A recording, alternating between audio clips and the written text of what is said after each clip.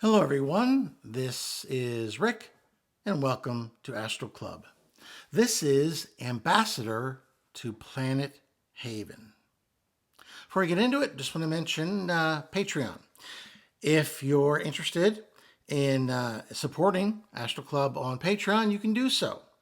When you do, you get advanced episodes on Sunday, commercial free, a library of downloaded episodes for your podcast app, Patreon email where we can talk back and forth, and other wonderful things. If that's something you're interested in, you'll find a link in the description. Next up, private lessons. If you'd like a lesson to learn how to astral project, be glad to work with you and customize the lesson to your particular concerns and needs.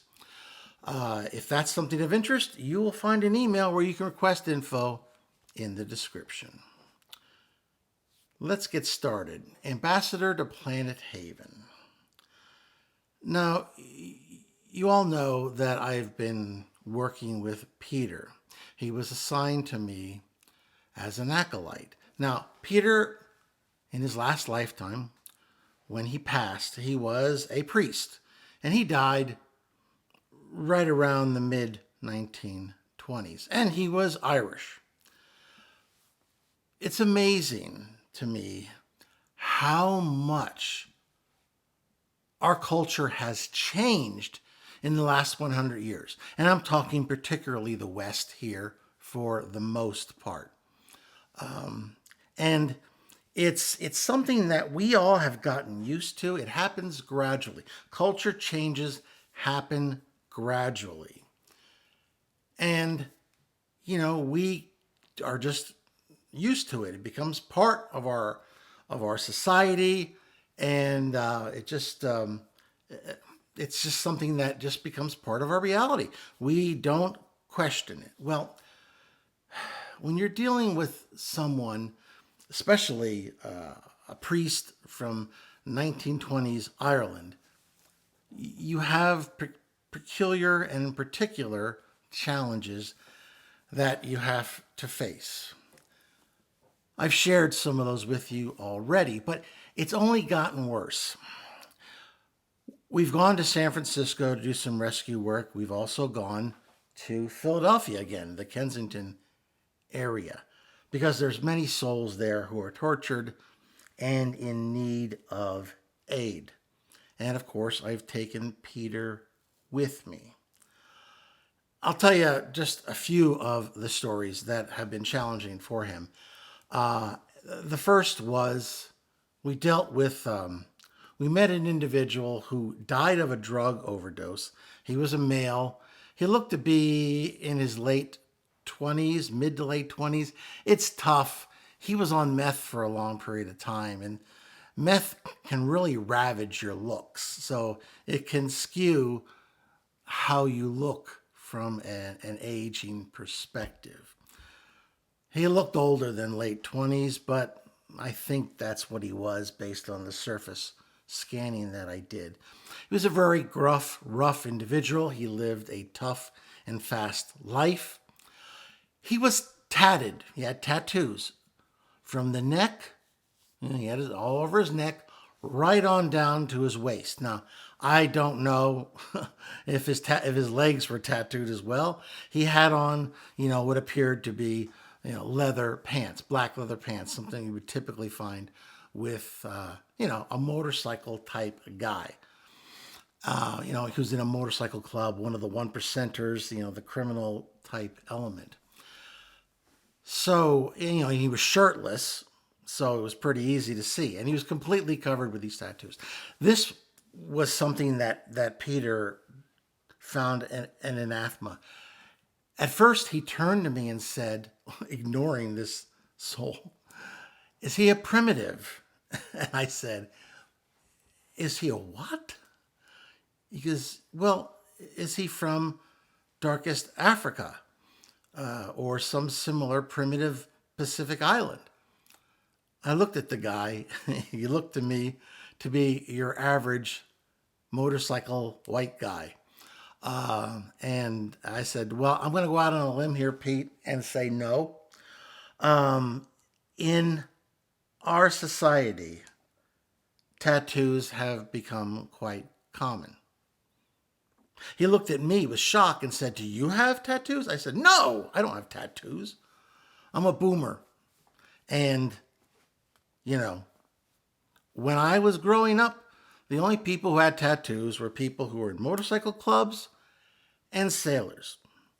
And so I just, not to mention, I've never encountered a picture that I'd want to put on my skin and then stare at it as it slowly becomes a prune as I age over the decades. So no, I don't have any tattoos. And neither does my wife or my daughter. I'm just a little conservative on that end. But from my standpoint, look, it doesn't affect me. If it doesn't affect me or my family, then knock yourself out. Do whatever you want. So for me, it's a really a non-issue. But and it was difficult for me at first to understand what the problem was. But looking at it back in his cultural milieu from the 1920s in Ireland, people just didn't walk around covered in tattoos. And if you did see someone like that, it was probably in some history book that showed some, Pacific Islander or what have you wearing some tribal tattoos. And so it was just, but he eventually kind of accepted that. And that was, I'm starting from the easy ones, going to the harder ones. When we were in San Francisco, I ran into a gay married couple that had committed suicide together. And that was, of course, tragic. And I was, naturally upset for them. It was what a waste, right? But when they introduced themselves and they weren't completely tortured.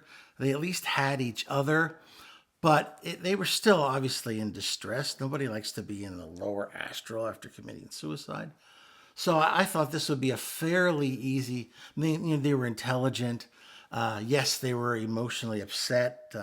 I didn't scan them deeply enough to know the areas of their upset and why they decided to take such a drastic action. But I just said, okay, well, let's see what we can do to help them. But then it came out when Peter was talking with them as we were preparing to try to walk them into how to summon help and to, rise to a healing plane. They mentioned that they were married, and this struck Peter completely dumb. I mean, he looked at them with his mouth agape, as if he had just heard the most shocking story in his entire life. He looked at me and he couldn't even form a question, a statement. I sent some calming energy his way while the two guys were just kind of perplexed. I mean, they're already suffering and now they're perplexed.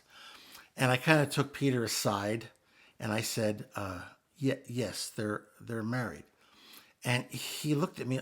He said, "You can't marry another man.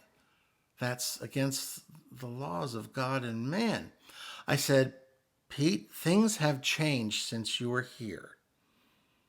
In 34, I believe, I did a little research. In 34 countries in the world, mostly the West, but also Mexico, South America, some Latin American countries, and certainly Western Europe, that it's perfectly legal for two tax-paying, law-abiding citizens of the same sex to contract for marriage." And And I said, and if you think about it, why would the state have an interest in deciding who should be married? The state stays out of religion, or at least it should, except for when politicians are looking to gain some political points. And I said it's completely acceptable in many places in the world right now, and why not? Because it's, hey, it's, if they're in love with one another and that's something that they wish to do, why should we forbid it? Why should it be forbidden? I don't see any particular reason, a compelling reason, why something like that should be forbidden. He had real problems accepting it. I mean, he just couldn't. Yes, I mean, he understood my explanation, but he couldn't get past the moral issue of it. Go back to a Catholic in Ireland, not to mention a priest in the 1920s. Homosexuality was forbidden. It was completely considered one of the worst sins that you could commit. The idea that two males could engage in this quote unquote sin and indeed be recognized as married was just, it was beyond the pale from Peter's standpoint. But I tried to show him that while these two had been suffering, there were many gay couples now, many throughout the the 34 countries that where it's completely legal and acceptable. That there are many who are living well-adjusted and happy lives, and that we should feel happy for them. And at least we should understand, at the very basic rock bottom least, that it doesn't affect us. It's none of our business. It's their business. And since it doesn't affect us or our families in any direct way, why should we care? He reserved some judgment on that, but he begrudgingly assisted me in helping them to move on. But I could still read in him just a disbelief, this feeling of what the heck has, although he wouldn't say heck, what the heck has happened to our world. These were his thoughts that he could not squelch.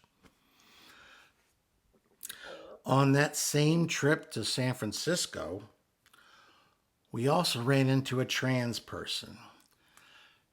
Now, it's a shame. The gay married couple was really the first gay people that I'm aware of that I have helped that had committed suicide. Okay, but unfortunately, I've only dealt with a few trans people who've been stuck in the lower astral, but every single time it's been suicide, and that is just the worst shame. It's just awful, and what a waste. What a waste. Okay, now I had some real problems. Tattoos, gay marriage. Now I have to explain to Peter this individual who said they were trans. And he looked at me again as, what is this person talking about? I said, okay, let's come over here again. Let's kind of, just please, please hang on. We'll be right with you. Hang on. Okay, I said, let's start with what trans is. Someone who is trans is someone who was born in a biologically male body and decides to switch to female using surgery, using a variety of hormones and some other therapy. It also means someone who is who has been born female who feels that they are truly male and as such decides to transition to a male and may or may not, this I guess this covers both, may or may not resort to surgery and or hormones. It's somewhat complex from that standpoint. But that was my basic explanation. And keep in mind, give me a break. I'm a boomer here, and all of this stuff kind of sneaked up on me, and so I just doing my best to understand the gradations of detail here, and just how many different variables there are. Almost every individual has a slightly different variable as to their definition of trans. But I tried to keep it simple. I tried to oversimplify things because, please, it was difficult enough. This went completely over his head. Once again, he looked at me with complete shock and disbelief. And he said, why would a man want to become a woman? That was generally his biggest question. In 1920s Ireland, and heck, 1920s everywhere on Earth, the male sex was dominant. Females were strictly in subordinated roles. Now, in the West, things had begun to change. Women had gotten the vote here in the United States in, I believe, around 1920. So things were slowly changing, but still, from a societal standpoint, and this includes Western Europe and as well as every other darn part of the earth, the males were dominant and the females were subordinate. So the idea that one would exchange a superior role as a male to change into an inferior role as a female was his biggest misunderstanding, was the biggest thing he could not understand. So, I mean, as you might understand, if you think about it, that's just the beginning of my explanation, because then I have to go to a greater one where I have to try to introduce the concept of equality amongst men and women. Yes, we are different creatures. Yes, we have different strengths and weaknesses. Biology says as much. But, we're all still humans, and we're all struggling to make sense of life. And certainly people who fall into this trans community have more struggles than most. And certainly trying to explain to him, just like I said, the whole concept of the fact that men and women, despite our differences, are basically equal. So all I did was just introduce yet another concept, which was alien to my friend, Father Peter. I had to heal the trans person myself because Peter was just in a quandary. His mind was racing, he was confused, and he would have been more trouble than help. So I just had him wait on the side. Lastly, we met somebody who was non-binary. This time it was in Philadelphia. And that really blew a gasket for him. That was very difficult for him to understand. Heck, it was difficult for me to define. As a matter of fact, I'm kind of proud of my little definition that I gave him. And please be merciful because, once again, as a boomer, this is my best understanding. And I thought it was kind of poetic too. So let me see what you think. I said non-binary folks are people who exist in a fluidic manner, traveling on the male-female spectrum. I personally think that's probably a decent definition. But you know what? It just, that one washed right over his head. Right over his head. So, I made a decision that I needed to do something here. I needed to provide something else for Peter because, I just didn't realize how big the cultural gulf was for the last 100 years. Heck, the last 50 years. If you had explained to me just what I explained to Peter back when I was 10 years old, even if you'd explained it to my parents, who were pretty nice, open-minded people for the time, we would have said, you're insane. You're writing some weird science fiction that is completely out of the stratosphere, completely out of the ballpark. So even 50 years ago, these concepts would have been profoundly alien. It was at that time that I got a signal from Haven. I had previously sent a signal to them requesting an audience. Keep in mind that I always ask them to remove my my tracking ability, my ability to use a ident to get there, because I didn't want to mistakenly betray their location to some other power that might not be of the best attitude and might want to harm these beautiful, intelligent plants and their society. So I asked Peter to join with me, and we followed the signal summoning us to Planet Haven. I had prepared Peter. I told him that there was this planet with intelligent plants, and he had a lot of questions for me, but I didn't feel the reticence. I didn't feel the confusion and the conflicting emotions and that I got with these other topics. He was intrigued. And that's when I found out that he had been a fanatical gardener in his last lifetime. Whenever he wasn't doing, saying mass or going amongst his flock, he was gardening. He loved plants.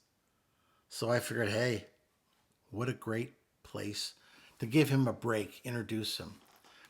So, we both lost consciousness, and when we recovered, we were back in that beautiful, unearthly lit cove on Planet Haven.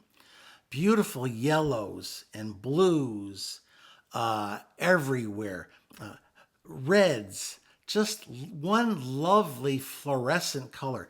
All of the plants were just lovely. The water itself seemed to glow like it was a beautiful fluorescent blue color. And I could see him relax when he landed there, as I did. The vibrations of Haven are typically in the high third dimension, low fourth. The Havenites, if you recall, are beings that exist as intelligent plants with a sophisticated society in the high part of the third dimension. They can also transition at will to the lower fourth, and they go back and forth as they see fit. Now, they have certain populations who have permanently transitioned to the fourth, and I think that's where they're going. But it's a slow process. One thing about the Havenites that I've noticed is they're very deliberate in their decisions. They don't change. They're not as capricious as we humans are. They make their decisions deliberately with a lot of thought and in joint, communicating with their own individual pod and then the greater pods. And that's how they divide themselves. They have a family pod, which is an extended family pod. And then they have related pods. And then they go overseas to the other lands that have other foreign members of their species. But in one form or another, they can become connected. And it's a very natural thing for them to be part of that greater sense of being as a civilization. I introduced them to Peter. Peter was a little taken back at first, even though I had prepared him, but the energy they gave off, and when they embraced him, he was reticent at first, and then he embraced them fully. They started exchanging thoughts back and forth. I for the first time since I'd met Peter, he seemed at home. He seemed at peace. He was so happy, so enthusiastic about meeting these people. They took us then. What they did is they typically transition to the higher fourth, or the lower fourth, I should say, and from the higher third. And then they float, and they take on a transparent body, and then they float. We followed after them.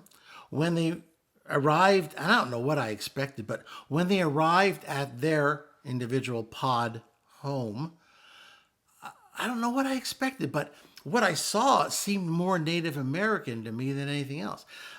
There was this huge thatched roof.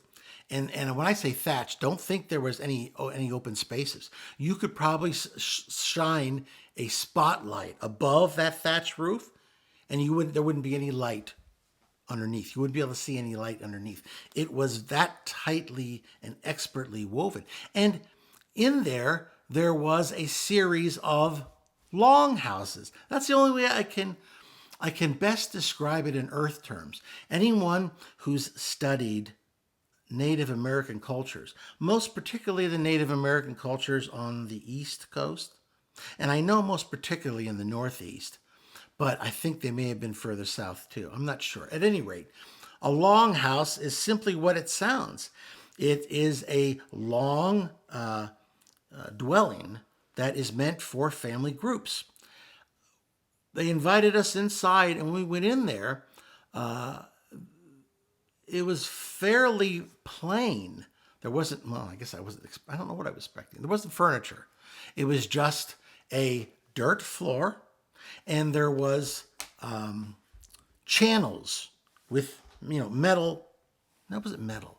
No, it wasn't metal. It was, what was it? It looked like some sort of white granite. And it formed a channel, a shallow channel, but a channel deep enough, I'd say 6 inches deep. And it along the perimeter of the whole longhouse was this channel. And there was water that was constantly circulating.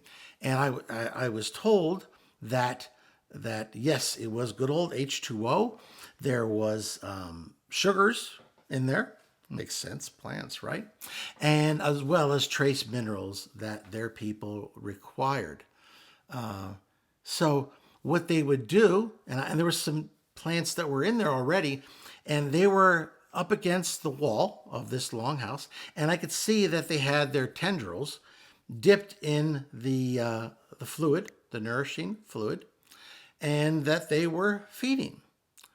So it was very primitive, but you know what? It was something that was very much in tune, very much a part of the overall, I guess, landscape of the world. It fit right in. You know how our homes tend to be replacements for nature?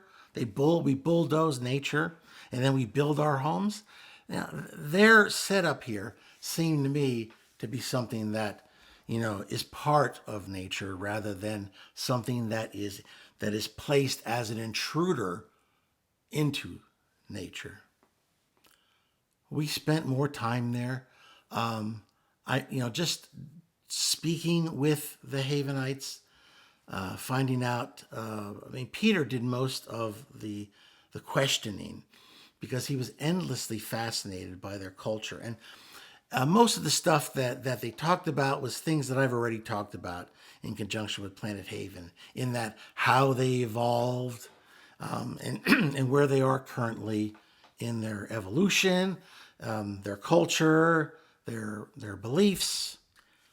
And as Peter and my Havenite friends were talking back and forth, once again, of course, using telepathy, I just felt how happy he was, how at peace he was for the first time since I'd met him. So an idea formed in my head, and I pulled the several of my plant friends aside, and I asked them a question. And they were very enthusiastic about my idea.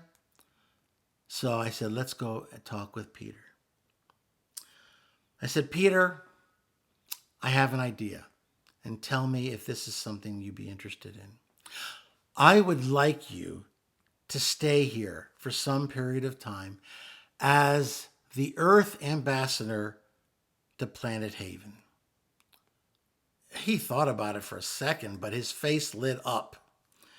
You could tell that for the first time since I met him, he was truly enthusiastic about his work, about what he would experience and what he would learn and how he could serve going forward. So it was agreed upon. I said, I'll check on you from time to time, but this is now your home away from home. And do a great job representing Earth and treat my Havenite friends with the dignity and respect that I know you will. And I know they'll treat you in the same way. And he said, thank you, Rick. I'm so happy. Thank you for bringing me here. I finally feel like I'm where I should be. Well, at that, I could feel a signal that it was time to return to my body. And as always, I asked my Havenite friends to please remove the ident from my mind. With that, I woke up with a peaceful smile on my face, knowing that finally Peter was home. If you liked that experience, please hit the like button, share it with those of like minds, subscribe if you haven't already. Questions and comments. What do you think about Peter being an ambassador to Haven for us? And what do you think about, do you have any thoughts on what you think? How do you think you'd react if you could put yourself in his shoes? If you could put yourself back in the mind of somebody in the 1920s, suddenly confronted with our current cultural changes, how would you react? What questions would you ask? Any thoughts you have, I'd be very interested in reading them, and I'm sure everybody else would as well. This is Rick, and I will see you on the astral plane.